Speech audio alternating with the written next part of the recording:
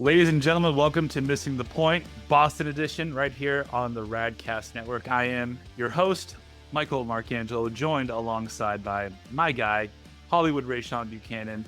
And MTP Boston means we're talking Patriots. And on the last 3 years, typically when we talk Patriots, it's not great. This week will be no different.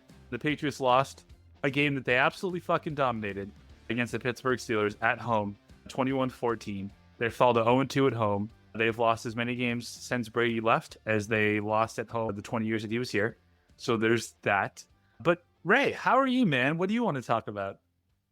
I mean, I did think it sucked that we didn't speak after the Miami win last week. It was just scheduled conflict. But the reason why I bring up that win is that obviously, yes, getting a win in the NFL, regardless of what team you are, like a win's hard to come by, right? And even though they had won down there and Drake had a really good game, there were still some things that you saw and needed to get, cleaned up, right?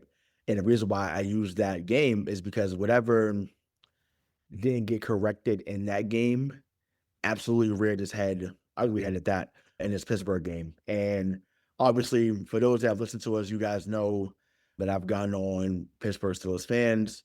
They've never gotten us when it mattered. Obviously, they won on Sunday, and it took a catastrophic type of performance offensively for that to happen. But nevertheless, they capitalized when they needed to, and it sucks because it's like I just don't understand how you can turn over the ball 5 times and some of those guys are still on the team. And we can get into that, but I'm blown away by the boneheaded plays. Blown away. Yeah, I mean, I think that's a good place to start, right? Like back in the old days, Bill Belichick, if a running back fumbled twice in the game, you never see them again. And then they would draft a running back that actually wasn't that fast or good, but never fumbled the ball, Ben Jarvis Green Ellis, and he would be the new guy. So let's talk about the running back problem that we have. And I would say the positives still outweigh the negatives for the running backs, right? We have, obviously, we have Rhamondre Stevenson, you got Antonio Gibson, you have Trevion Henderson. The real big problem for me is not the 2 fumbles by Rhamondre and the one by Gibson. It's the fact that really didn't lead to an increase of usage or productivity for Trevion. And look, he's the guy. And we know that he can't be an every week 3-down back. But when you have issues clearly holding onto the fucking football, and this isn't new for Rhamondre, this happened last year too. So this is an issue now. You have probably one of the most electric running backs taken in the last couple of years. Why don't you go to him? Yeah, I don't know what's going on. I mean, and I don't know whether it's something they wanted to pay his dues. Like I don't know what it is, but it's like, dude, like you were in the business of winning games, not just waiting for guys to develop and then see what happens. And right now, it's just looking like they're waiting for him to develop, and it's just like, dog, he's someone that can produce. You saw it in the preseason with him returning kicks. Like he's a dynamic playmaker. Yep. And Josh has done well with that type of running back. So I'm just like, I'm not understanding why he's not out there catching those angle routes or running a wheel route past the safety. Like he can get there. And then he's only fumbled, I think, twice in his time in Ohio State. Like he's secure with the football. So like I said, it was just alarming that, he didn't get more touches. But I think you alluded to this the last time we talked about this. Drake Maye, as talented as he is, should not be a leading rusher. Right. Again, that was my next point. Again, you have a 3-headed monster, as we've been, told in the backfield between Gibson, Henderson, and Stevenson. And again, Drake Maye, 7 carries, 45 yards. He led the team. Right. Now, I will say some of his runs were just awesome to watch. And it is cool to see. I think he's definitely being more protective with the football when he's running. Obviously, I love to see the little burst he has once he clears the corner on the outside, because he definitely has it. And the cool part about him is like he has all the intangibles. He's got everything. It's a matter of, is the game going to slow down enough for him? And will that happen quick enough that he can be the guy that we think he's going to be? But no, it's a problem. And I think in terms of the backfield, Do you expect them to go Travion, or do you think Vrabel's going to stick with Rhamondre? I'd cut Rhamondre, and and once again, In case and you wanted to know who was running our Twitter account on Sunday, you're talking to him. no, that's yeah, that's great. I'd cut him. I'd cut him. Y'all tell me every other show that you could find a running back out there in the street. So go cut him. Like, once again, And they did, and they and have him. no, right, but bro, but what I'm saying is that there was no bigger supporter of Stevenson on the show than me. Like I'm once again, so for me to get to that point lets you know where I'm at with that. And once again, tried to defend it last year, try to say maybe whatever was going on, but I can't defend what I saw on Sunday. And once again, he was really good in the Miami game. So great, awesome. But we're getting to a point where his good play does not outweigh his bad. And if that's the case, then they should cut ties. And once again, can you be David Montgomery? Can you just be that? Once again, I don't need Barry Sanders. I don't need Emmitt Smith. I don't need Adrian Peterson. Once again, it'd be great if you became that. It'd be great. But can you just be someone like David Montgomery? Someone that's going to be very serviceable, that can get the job done, and run really hard every time. Can you do that? Because if not, then you don't need to be here. Period. I mean, yeah, that's the comp that we're looking for, right? Is you want Trevion to be Gibbs, and we need Rhamondre to be Montgomery, right? Or just maybe even like a light version of that. I'll take anything. I'll take 80% of that at this point. But it just feels like the running game, which should be something that they can focus on right now, especially when Drake's under pressure as often as he is, that it's just not a leading focus for them. And that doesn't make any sense to me. Bright spot? Well, let's talk about one more negative. You're going to lose every game that Drake has 2 turnovers. Strictly because you're not good enough to beat teams, really any teams. I mean, there are like 4 or 5 I can name. One of them I think we're playing this week. But listen, as we talked about this last time we were on together, I had this conversation with Karen. We have 22 really good players, really good. But it's a 53-man roster, and we're not that deep. And when you put yourself behind the 8 ball, Drake goes 28 to 37, pretty good, 2 touchdowns, 1 pick. The pick wasn't great, but that fumble, he can't turn the ball over twice. And moreover, this team is nowhere good enough to have 5 turnovers and still expect to win a game. Right. But what's crazy, they turned it over 5 times and you still had a chance to win the game. They dominated the game. Dominated the game. And I'm just like, the second half was a deal that they finally woke up in the second half and said, okay, we're going to move the ball. We're going to throw it here. But my takeaway from it is, and I shared a stat with you guys earlier about just where his usage rate is with Drake Maye, and just his passing stats is at the top end of the league according to Next Gen Stats. I want the ball in his hands. Live and die with 10 just going. Like, he's clearly your best offensive player already. Live with the results. Once again, Cam Hayward is an all-pro in this league. Like, he made a play. Yep. That's so the interception, okay, it happens. The fumble, once again, that was an issue at times last year. But yeah, to Cam Hayward was all pro. So I'm not gonna sit here and get on him for that. But yeah, it's just like I said, put the ball in his hands. I'm also out on Pop Douglas as well. Okay, this is great. It's like you read the imaginary show notes. Yeah, well, I was on the positive side. Drake Maye spread the ball around. He completed a pass to 9 different receivers throughout the course of this game. Obviously, he favors Hunter Henry. I think that connection's great. Hunter, 8 for 90 and 2 touchdowns. That's a great day from a tight end. Pop Douglas, man, on 4th down, if your route does not take you to the sticks or beyond, I don't know what you're doing. Furthermore, if it takes you close, you bet your ass you don't move backwards. I could not believe that he did that. And I'd love to, take me through your emotions as you're watching that. So I see him catch it, so I'm excited that he caught it. And I see him try to make a play. So for those that's not listening on audio and just, or that's listening on audio, I'm putting my air quotes up. And he tried to make a play. And I'm just like, you trying to make a play. And I think someone was trying to justify it saying, oh, it was like a wide receiver screen. No, it wasn't. Blockers were not set up. This wasn't a Yeah, there was a wide receiver screen without blockers. Yeah, this wasn't a Wes Walker bubble screen or this wasn't one of those. Just fall forward. You had the first down. This is up there with Jacoby Myers from a few years ago. This is up there. It's like love. Just the level of ineptitude. Just how do you not fall forward? And then you sit there in the post game presser. Well, just what desire was just a play. It's like you sound stupid because you're playing stupid. But I'm out. I'm out. Where's Chisholm? Where's Kyle Williams? I think Kyle Williams has more yards than Pop or something like that. It's wild.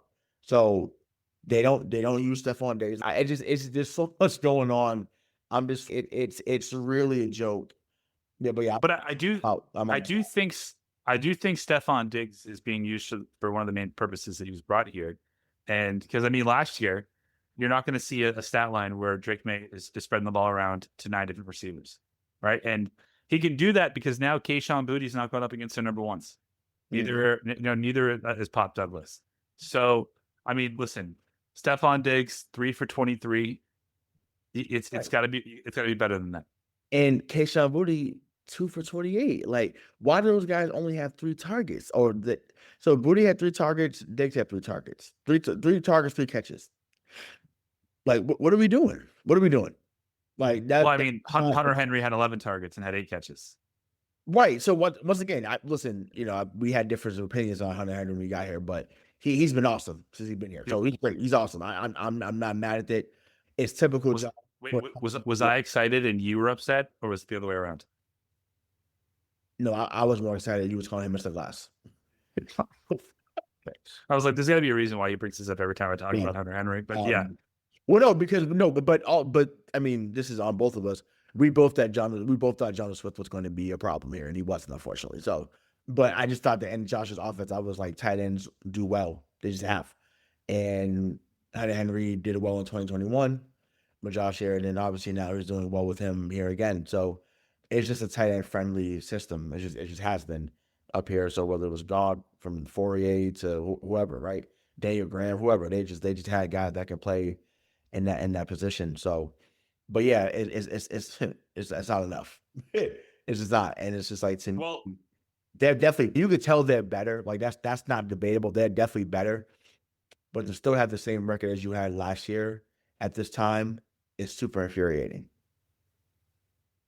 Yeah, no, listen, I 100% agree. I think my hope was that this team got to 8 or 9 wins. I did predict on our AFC versus NFC show that the Patriots would have more wins than the Cowboys, and I'm gonna stick to that. But no, like Stefon needs to.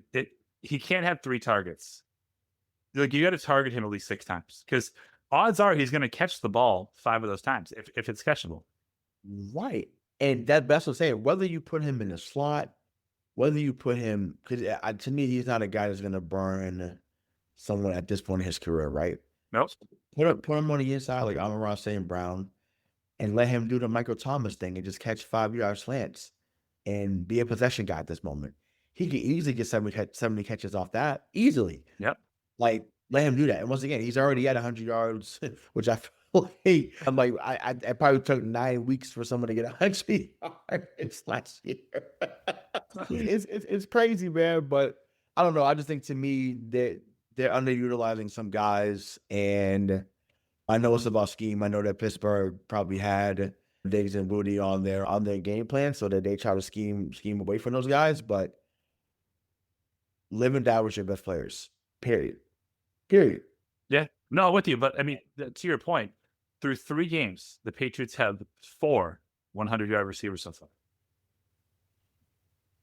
Yeah. So Drake is 250 yards away from 225 yards away from 1,000 yards. So he's probably going to get to 4,000 passing yards. Yeah, he's dealing. That's what I'm saying. He's he clearly he's once again still.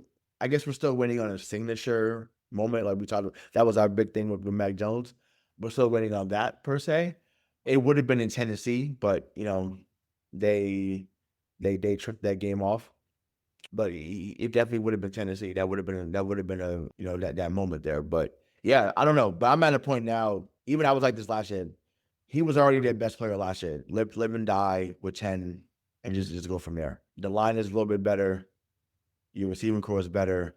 You have a pass rush now. Like Harold Landry's been awesome. But You wouldn't know it because Aaron Rodgers wasn't sacked once. right in this game, but it's just I'm saying overall, you could tell that they get there for the most part.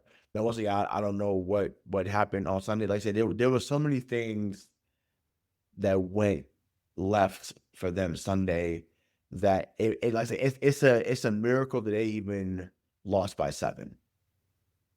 Like Pittsburgh, Yeah, I mean, because if you look at the stat line, this could really go either way, right? Like if you just look at just team stats, first downs, Patriots 26, Steelers 17.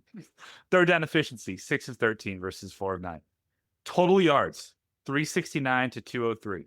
You just take those, you're like, wow, the Pats fucking ran away with this one. Yep. And then you just go to turnovers, 5-1, penalties, 7-8.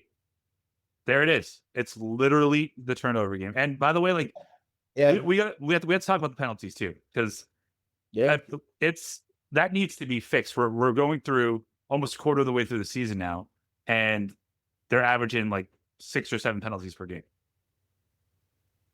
But once again, it's been undisciplined football since 2020. You could even when Bill was here, it starts with this here. Like undisciplined football since 2020, and like I don't understand it. I really don't. Like it blows my mind how bad and how undisciplined they've looked since 2020. Like, but it's okay because it's year one to rebuild. Officially, yes. Let's talk about Aaron Rodgers' stat line. Okay, let's just say that you didn't watch the game. You did not see it. 16 to 23, 139 yards, 2 TDs and a pick. He's trash. I think he's trash. I've hated him forever. I've never questioned his physical abilities. I mean, the cliff is here, and we've seen it. And they had 64 yards on the ground. Correct. 26 carries for 64 yards. They averaged 2.5 yards a carry. We averaged 4.1, and again, we lost the game. Well, yeah, about touchdown. Were you expecting something different from the Pittsburgh offense, just given what we've been seeing over the previous 2 weeks? Jets and yeah, I was, but like I said, I clearly our defense for the most part showed up. Once again, when you're given a short field and you're coming back on the field right after, but they won the time of possession. Like they was out, we won the time of possession by a mile. So it's just like but yeah, I was shocked they didn't come out here and have a little more, a little more juice. But I don't know, man. I just, to me, if you had told me in any part of Aaron Rodgers' career that he comes in here, throws for under 150, and they win, I would have looked at you like you was crazy. And the fact that they came here and he had a very subpar performance, to say the least, and you lose that game, like it's comedy. And under 150 and a turnover, and they still won. Yeah. But this is the thing, and someone shared this stat with me earlier. And Mike Vrabel's last 27 games as a head coach, he's now 7-20. So to do with that information what you will, but so you'd rather have Drake Maye, is what you're saying? I just want someone that can do something there. No way are you even alluding to that. No. I'm saying, but it's unfortunate that's another. That shouldn't have been a loss. That shouldn't have been the 20 lost 27 games. That's what I'm really getting at. It shouldn't have been that. That should have been another win under his belt. Should have been the first home victory of the year. And they tricked off another game because of undisciplined football. But that's coaching. That's coaching. Yeah, the penalties up. That's coaching. It is. Just like last year, it was coaching. And once again, but do you think penalties are the reasons why they lost this game? I will say that 2 penalties kept one drive alive. But I think 5 turnovers, and 2 of those led to touchdowns. That's it. That has to be it. Well, sure, but the turnovers for sure was more glaring, but it's the I don't know. We were spoiled here for so long to see the other team always find a way to screw up here, always. Yep. So the fact that we've been or now become the laughing stock again, it's common. It's a joke. It's a joke, and I'm sick of losing games at Foxborough. I'm sick of losing games up there. I just am. It's one thing you get smoked on the road, okay, whatever, that happens. But the fact that teams feel so comfortable to come into Fox, and I keep saying this, people are so comfortable. But it's across the board here in Boston. It's not just with the Patriots. People coming to Fenway, even though the Red Sox had a better record this year than they've had in the past, but people coming to Fenway, comfortable. Coming to TD for the Bruins and Celtics, comfortable. I don't understand it. And I'm pretty sure, I don't watch them, but I'm pretty sure people come to Gillette for the Revolution and they get comfortable. I don't understand how you come up here and you kick your feet up in their house, eat the nachos, have a couple of beers, couple of hot dogs, maybe some lemonade, kiss the baby, and then you get a win. It's unbelievable. Unbelievable to me. Unbelievable. The Patriots are 15-28 at home since Tom Brady left. 15-28. So that includes in 500. I mean that's less than 50%. Yeah. That is a 3-16 since the start of the 2023 season. 3-16.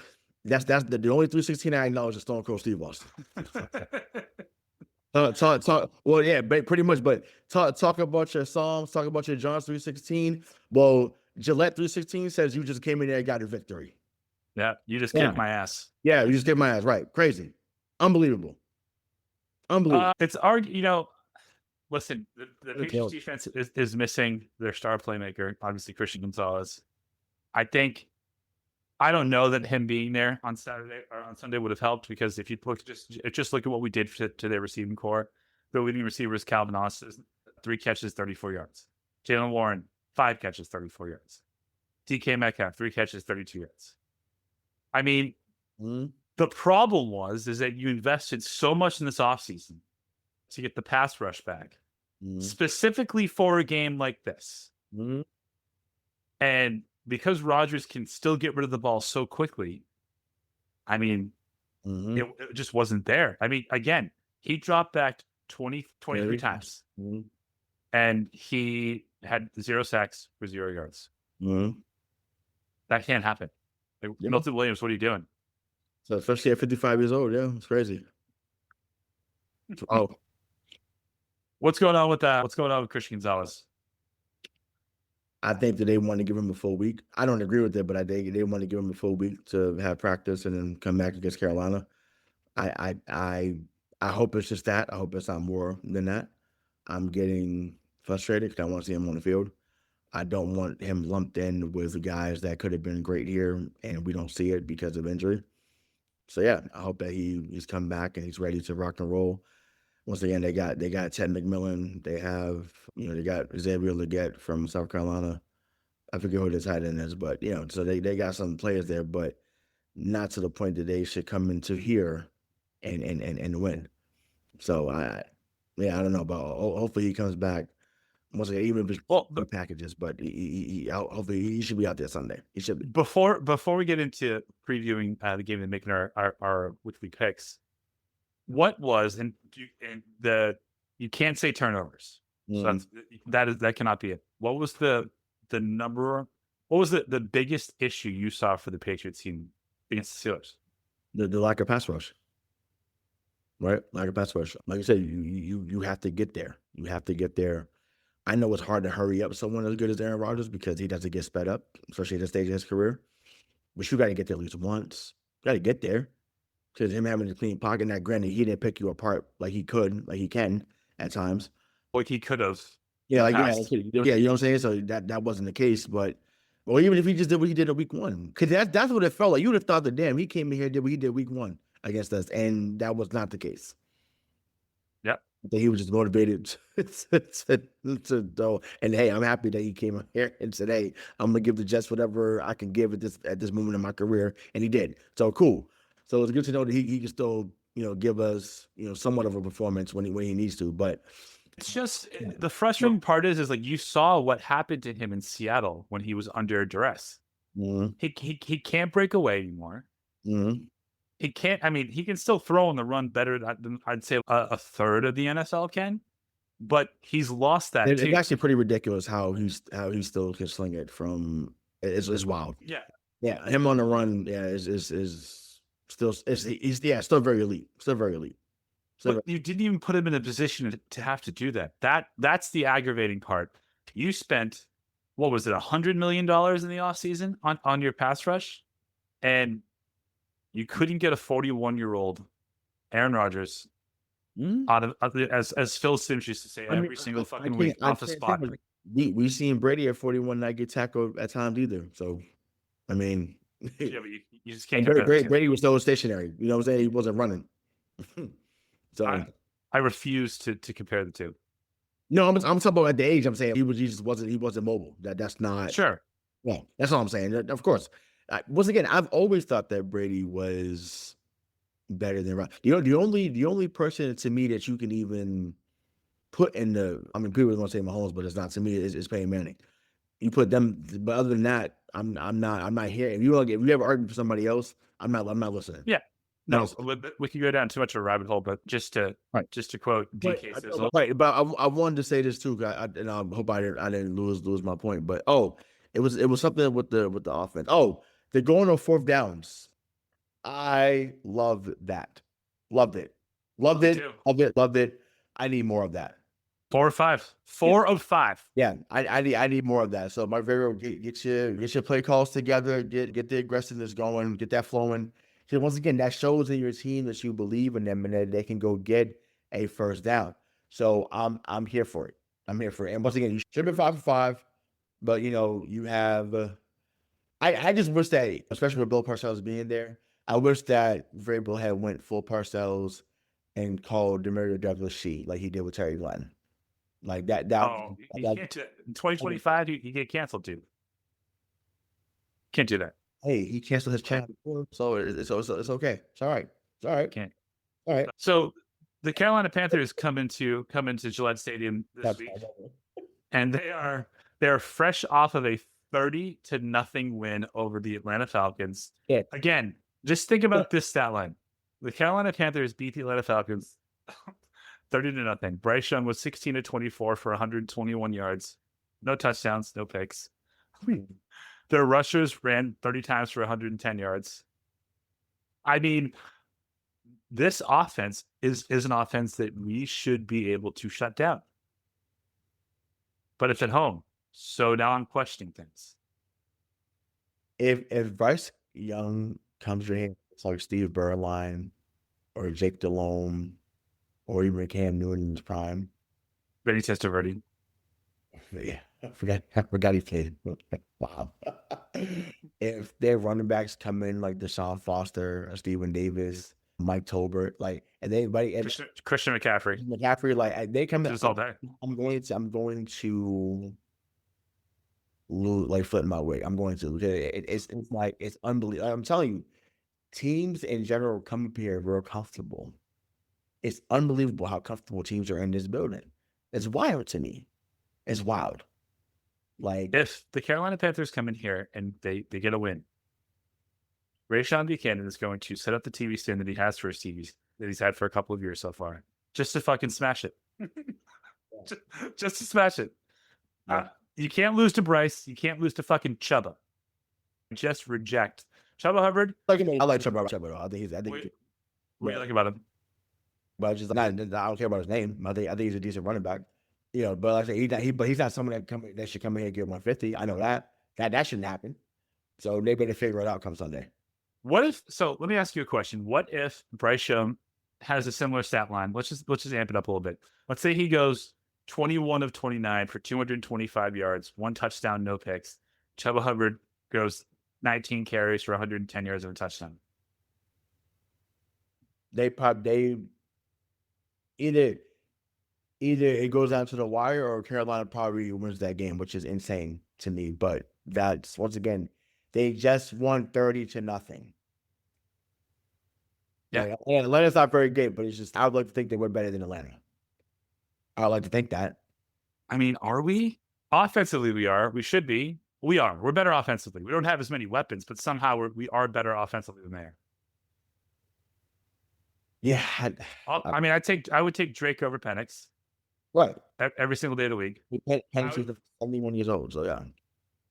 I'd take Bijan over any one of our running backs. Sure. And I'd take Drake London, Donnell Mooney, and Kyle Pitts over, I would say, most of our skill players too.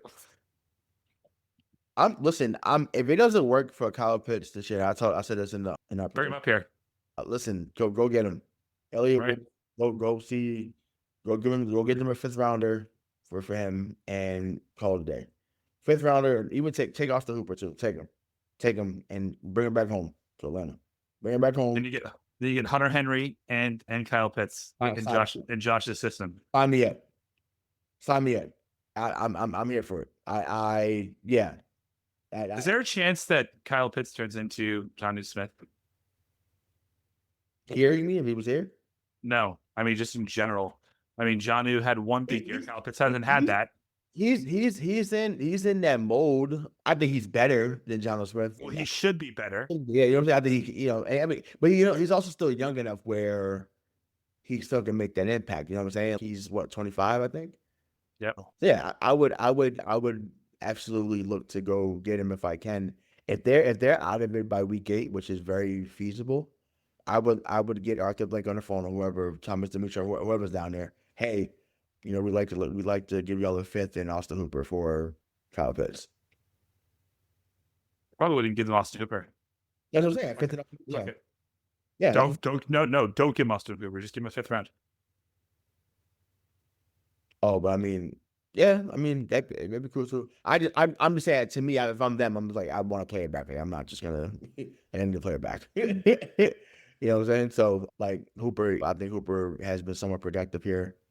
I think that what Pitts would be in his offense would do wonders for Drake Maye. Should. You're absolutely right. Should do wonders. All right. Yeah. What are the top 2 things the Panthers need to do in order to come into Gillette Stadium and win? Be competent. Just be competent and run the football. But this is why I keep saying this, and I know you've gotten on me, Dave's gotten on me, I think even Bobby at times. But this is why I keep saying about the run sets up the pass. When you're able to run the football, it opens up everything because they're so worried about what's going to happen in between the gaps that now you could throw something over the top, even if it's just a little crossing route. You can just throw it over the top. The run sets up the pass. Like, you got to have people on the ball. So, and we do, but no, I'm saying, but you got to take a runner. So, but yeah, but be competent and just don't turn the ball over 5 times, and you could come in here and get a win. So, okay. Now let's get just a little more positivity here. How confident are you in the Patriots getting the victory? Obviously, don't pick them yet. But what do you think they need to do? Like, do they need to do anything special in order to beat the Carolina Panthers? Not special, but just make timely plays, play sound football, right? So whether that's getting to making sure you tackle, making sure you're not missing assignments. So once again, just literally doing the basics of what got you to the league. Doing the basics should win you the game. Do your job. We've heard that for a million years here. Do your job, you win the game. That's simple. Because once again, they've gotten better offensively. They've shown a pass rush at times. You possibly getting your best player back on defense, come Sunday. So even if he just plays 15 to 20 snaps, like you're better with him on the field because everyone goes back into their natural position. I meant to say this too because it slipped my mind, but I know you thought about it. You just forgot to bring it up. After what you saw Sunday, you cannot tell me that Jabril Peppers could not still made an impact on this team. Well, I was thinking about that too, but he's not fast enough. He's just not what they're looking for. I mean, Oh, made an yeah, impact? but someone that can hit someone and possibly knock the ball out. And no, of course not. Why not? I mean, what are you gonna do? You're gonna put him one-on-one with DK Metcalf? No, I mean they put Carlton Davis, but Carlton Davis don't do much. Once again, I'm not a fan of him yet. He has to earn my respect. But Well, week one did a really hard. I mean, he made it really fucking tough for you. yeah, pretty much. No, they it looks like they're putting Maple on those guys now. Marte Maple is the guy that they're putting on the tight ends and the DK Metcalf type of receiver. So you have that, but once again, you just talked about you got 23 out of 53. That's maybe a little over 40%, maybe 45% players. That's not good enough. It's not good enough. It's not. So there's no way. You're not telling me that Jabril Peppers couldn't have made some type of impact here, even if it was a limited role. No way. Didn't he sign with Pittsburgh? Sure did. That's why I brought it up. Yeah. Yeah. Yeah, I say he very well for them on Sunday. I for some reason I just have flashbacks of Jonnu Smith cooking Jabril Peppers when he was on the Dolphins like 4 times. But Jonnu Smith, when he produced, he was actually a pretty decent tight end, which is why he got the money he got here. He could play. It just unfortunately it just was too much up here, unfortunately. But he could play. Everywhere else he's produced. But yeah. So you don't seem too positive, which is my favorite version of you, Mr. Hollywood. So let's run down week 4 of the NFL, shall we? Let's do it. Seattle visits Arizona. That will be Thursday Night Football. Currently, Seattle is a 1.5 point favorite. So who do you got? I'm right with Arizona. I think that they're. I know they lost James Carter, but what else is new? Unfortunately, he's always out. He's always injured.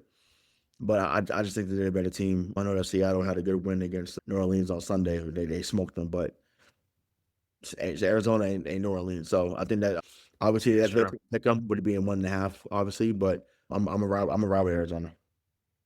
Minnesota travels to Pittsburgh. Well, no, I actually don't think that's true. Minnesota and Pittsburgh both travel to Ireland for a 9:30 a.m. start. Minnesota is favored by 2.5 points.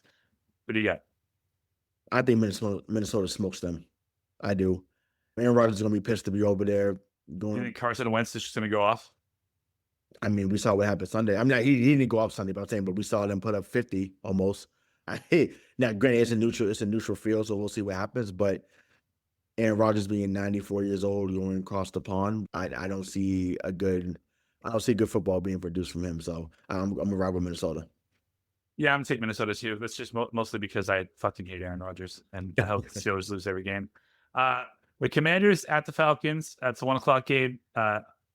Commanders are only favored in this game by 1.5 points. It doesn't make any sense. That's comedy. No way. That's crazy. Yeah, that's a no Brandon. That's a no doubter. Like, what Washington wins that.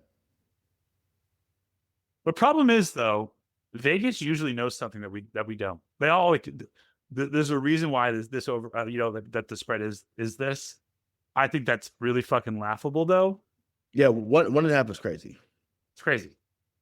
Yeah, I'll take the Commanders too. New Orleans travels up to Buffalo. Buffalo's favorite. That's crazy. That's just as crazy as the 1.5. That's crazy. What do you think's crazier? What is least likely to happen? The Bulls, the Bills win by more than 16 points, or that the Commanders win by less than a point.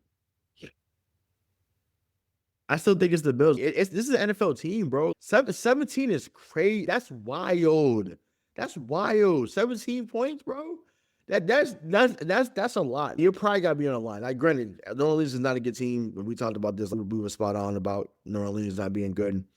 Obviously, the Bills are going to win. I don't know if there ever was a trap game. And I'm not saying trap game they're gonna lose, but I'll say trap game like New Orleans might keep it close for a little bit, and then they get blown out. But 17 is a lot. That's a lot. 16.5 points is wild, like you said, for 2 NFL teams. Yeah. I also think that this is a game that Josh Allen and the Bills have typically slept on and almost lost.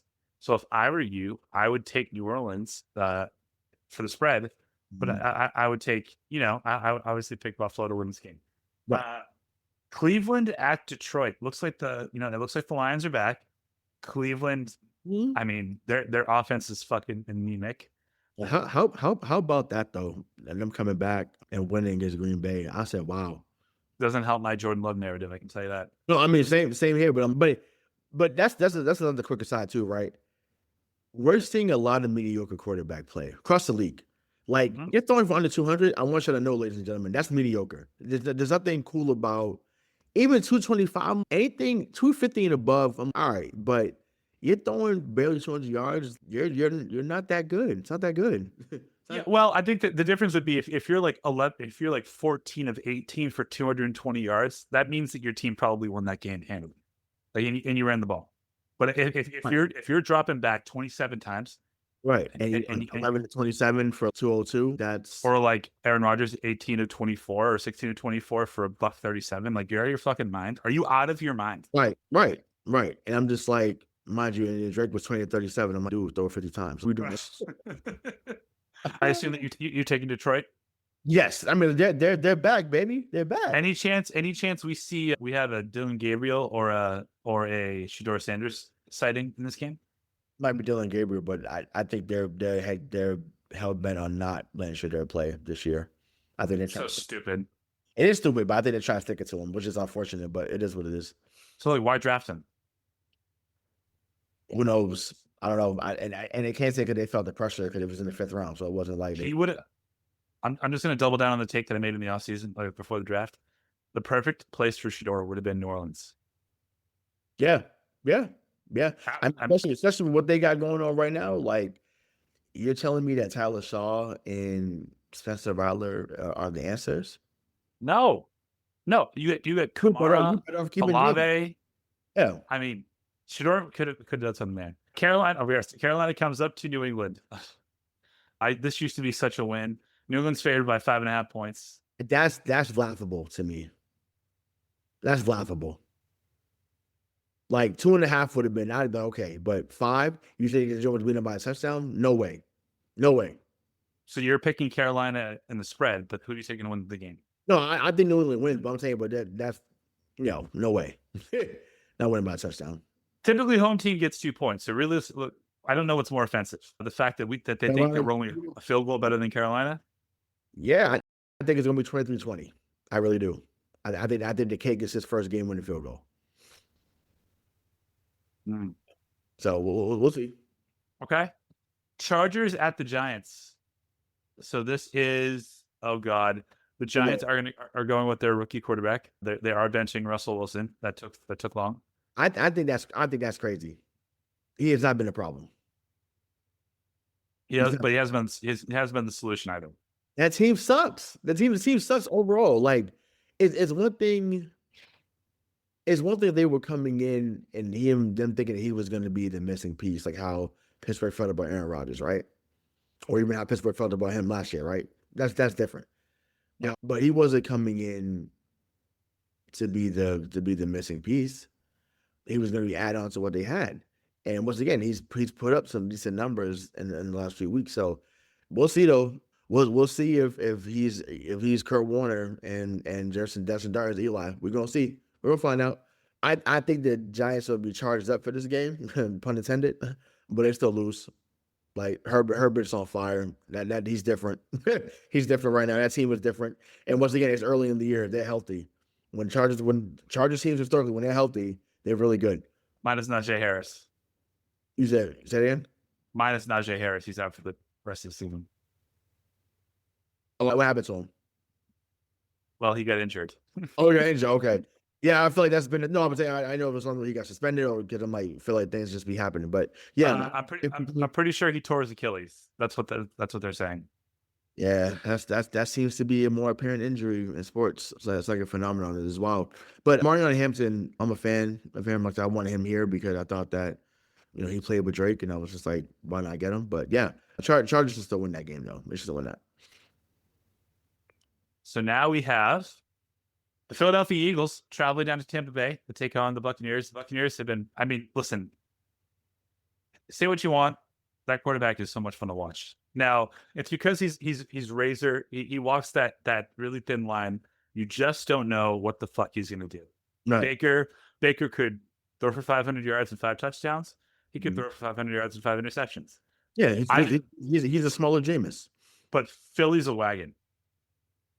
Yeah, that was a hell of a comeback against LA on Sunday. I'm gonna go with Buccaneers though. I think Really? yeah, I think that Tampa finds a way to get it done early. And only because they're at home. Like if they was at, I was gonna show my age. So they was at the vet, not the vet. If they're at the link, and they was at the link, I would choose Philadelphia. But I think that Tampa Bay would come out there. I love their wide receiver from Ohio State, the rookie Mecca. I forget how to say his last name, but that dude is nice, and like they just find guys down there. So from Godwin, it feels like they already have their replacement for Mike Evans lined up. Right. Which is fucking scary. Yeah, he's still producing. Right. So right. Of course he is. Right. So 2 0-3 teams. Tennessee Titans traveled to Houston. Houston's favored by 7.5 points, which again is fucking wild, especially because it's a divisional game. Somebody's got to win, I think, unless they tie. But I'm gonna say Houston. Give me Tennessee. No way. Give me Tennessee. I think that. Did you pick Houston to win 9 games? Weren't you Team AFC? Yeah. This is about right now. We're not talking about the game. We're talking about right now. Right now, they suck and they're 0-3. And I just don't think that they like sometimes when teams like that when it starts to spiral like that, it gets a lot worse before it gets better. And I think, and once again, I like Cam Ward coming out of, well, he was in Houston first and he got to Miami, but I like Cam Ward.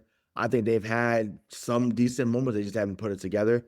I think they put it together Sunday and they win in the late moments of that game. I do.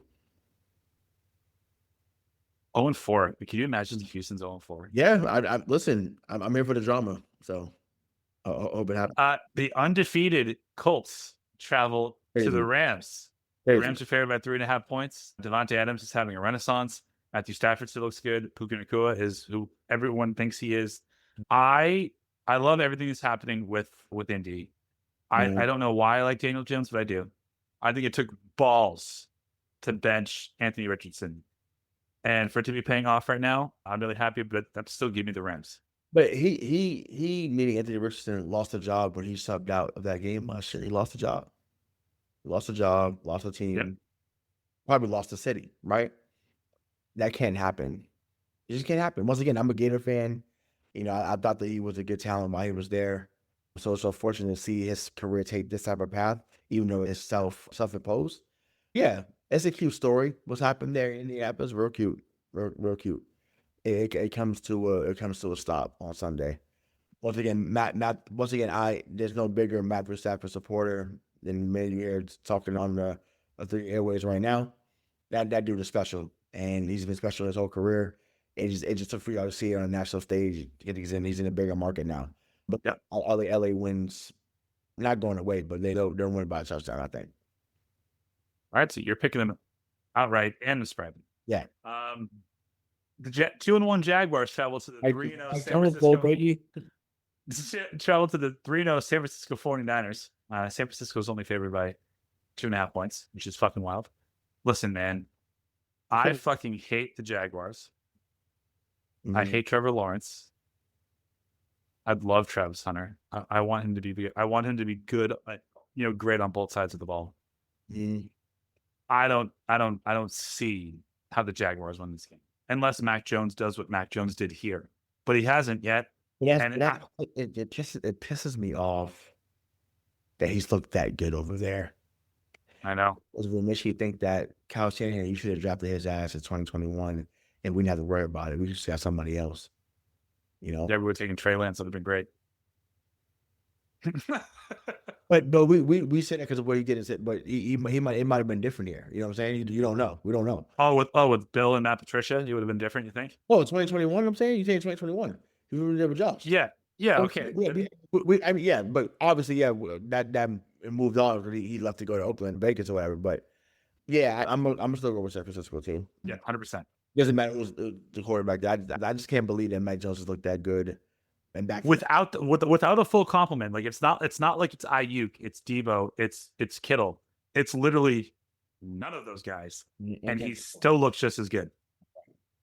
Yeah. So But this is like, Bourne had a really good report while he was here, so that's not a shocker. yep, That was down. It still is got carried, but yeah. yep. Baltimore travels to Arrowhead. Kansas City. I think Kansas City's offense is in real trouble. News alert on breaking news to you, but we saw the one I could compare this to, if you remember 2012 Patriots or 2013, one of those 2 years when it was Tompkins and Aaron Dobson.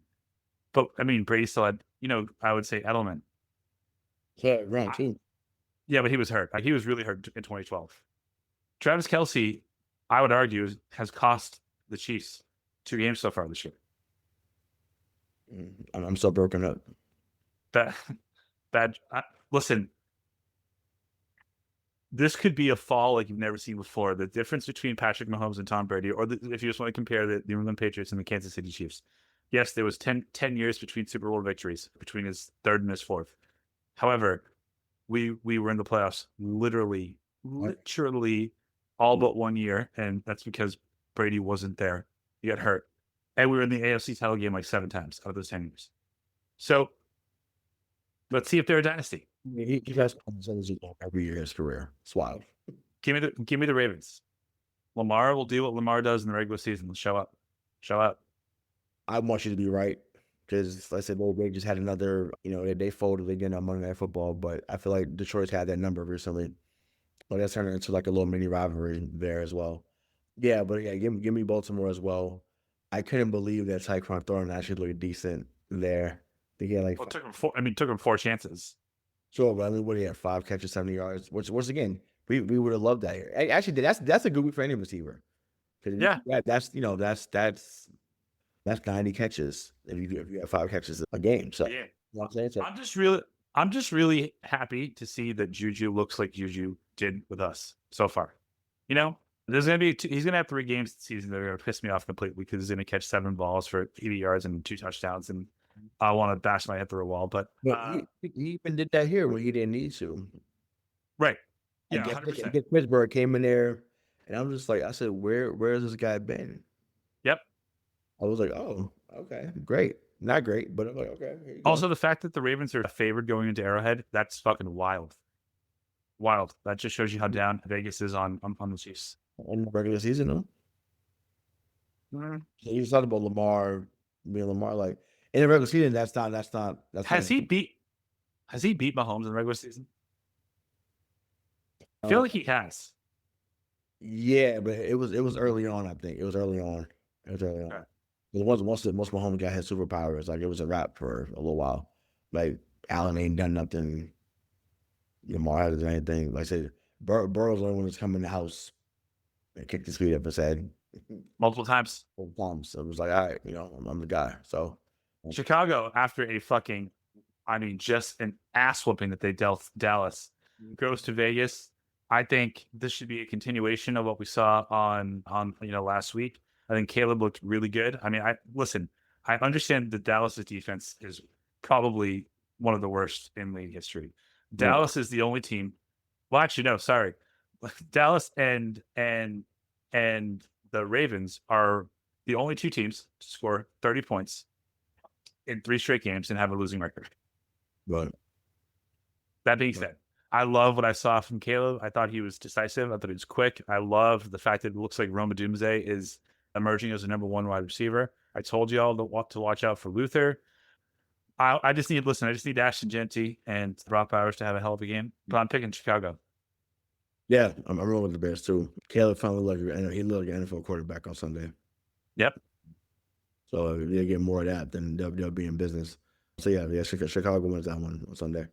Speaking of that terrible defense in Dallas, the Green Bay Packers travel to Dallas on Sunday Night Football.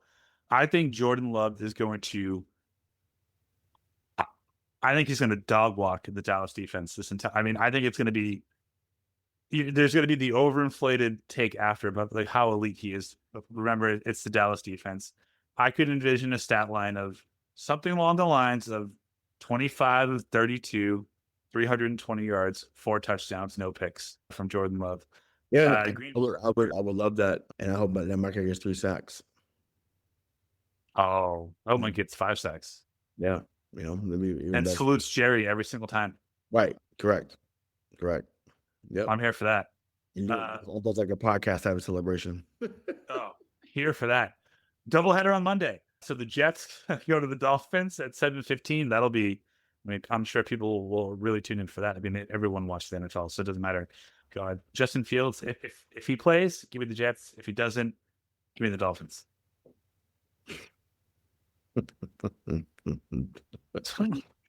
I laugh because once again, it's better to be right early than to catch on later. You know, you taught me that well, my friend. But I told you guys. I told guys, I talk about the fan base. I told y'all that it was only a matter of time. It's only a matter of time before the Dolphin that some of y'all come to know and love was going to implode, and now you're seeing it in front of your eyes. You're seeing it happen. They're not a good team. They're just not. No, the wheels are off. And yeah, the wheels are off.